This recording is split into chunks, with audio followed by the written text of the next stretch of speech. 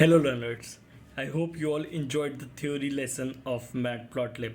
Matplotlib is a visualization tool as we discussed.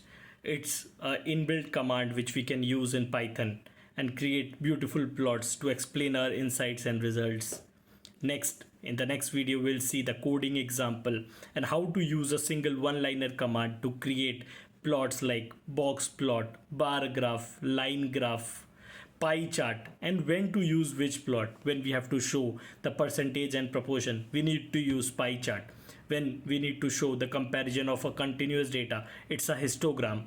When we need to compare various categories, it can be done in a bar graph or a stacked bar graph. What is a stacked bar graph? Like piling up on 2-3 categories together is called stacked bar graph. We'll discuss the example of each one of them and exact coding section. So stay tuned guys. Thank you.